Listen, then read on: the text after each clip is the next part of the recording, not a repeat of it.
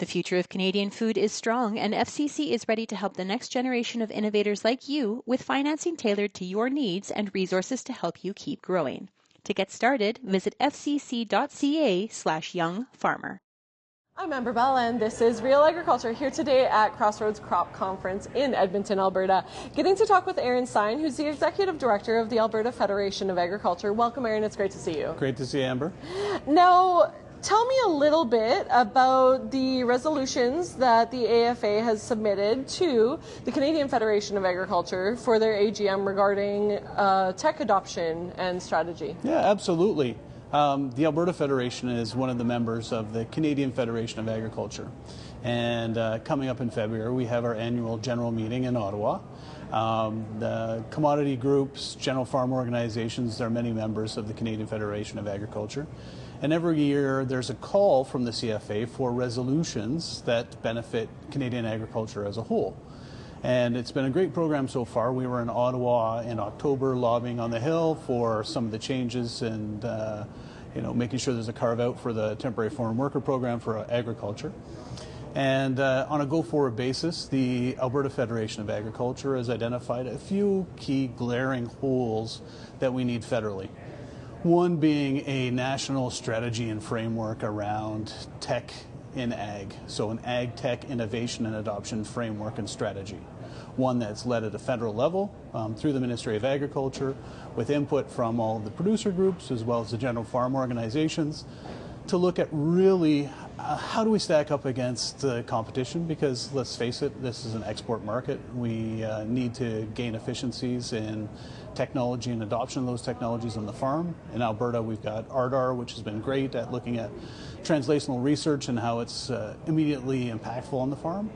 But what we're lacking is a federal ag tech innovation and adoption strategy. So we're calling through the CFA on the federal government to look at ag tech and ag tech adoption as being one of the key priorities to help support and innovate in this space, whether it be the use of AI technology, mechanical technology, seeds and genetics, as well as drone spraying. So that's a good segue into the second part of this, where we've also put together a joint resolution with the Ontario Federation of Agriculture, looking at bringing together both the Ministry of Transport and the PMRA on how do we gain efficiencies in our regulatory framework on drones and drone spraying and drone adoption. So, it's highly effective, efficient, doesn't disturb the soil, minimizes the use of herbicides, fungicides, and other products, and really helps drive production. So, together with the OFA, we're calling for a national regulatory framework and adoption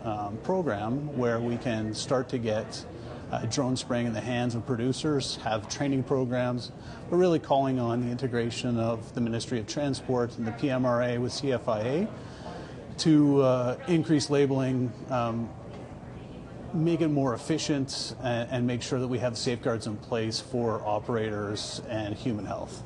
Now, Transport Canada recently announced changes to the regulations regarding the sizes of drones. How has that impacted the way that we're looking at the CFIA's regulations? Great. So right now, one of the things that we have to be concerned about is drift and certain other aspects when it comes to spraying. With the registrant, they need to go through a process with the PMRA to make sure that the product is listed for use in drone spraying. What we're hearing out of Ottawa is that we're seeing increased cuts to the PMRA. So do we have the ability to prioritize this, and do we have the ability to expedite this? So although we've got increased sizes, which is great and beneficial, just on the observational capabilities of those machines, as well as the capacity to deliver product to the field, whether it be fertilizer or pest management. What we really need to do is to have an integrated framework where PMRA and Transport Canada are coming together, because we are years behind the United States, and they have a much better integrated approach to get operator licenses, and they've likened it much to crop dusting, whereas we're treating this as a totally different and separate beast. Now, let's quickly and briefly touch on AI regulations.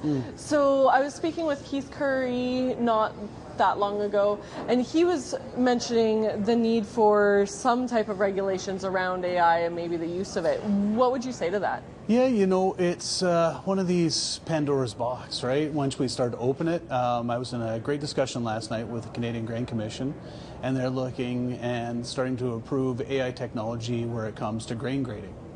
And I brought up the question, who owns the data that comes out of that? And then as a producer-led organization, what happens when a farmer disagrees with the output from the AI technology? What's the mechanism for it? And I would say from the Canadian Grain Commission, they're being very thoughtful and diligent in their process. So first, making sure they've vetted technology companies first and then start to prove the technology. But before that, they have a consultative process with key stakeholders to make sure that all these questions are answered. So I don't think we're launching into it head first. And admittedly, Canadian ag and Canadian business is much more conservative. So I think they're taking a highly conservative approach, but one that's pragmatic when we look at advancing AI technology and adoption as it pertains to, crops and crop science. There's AI being used on farms right now at the combine as things are coming up. The conveyor belt, looking at seeds, looking at weed seeds, identifying what's happening. So that technology is being built into machinery right now. And how we embrace it and how we utilize it is going to be key. But, federally, Prime Minister Carney and the Liberal government have said this is one of their key mandates, looking at AI across all facets of the federal government. And I think it's something we need to be welcoming of and embracing in ag tech as well. It's an exciting time to be in agriculture. Well, it's going to be different. Wonderful. Well, thank you so much for your time. Anytime. And that was Aaron Stein on Real Agriculture. For the latest ag news, agronomic advice, and more, check out realagriculture.com and Real Ag Radio.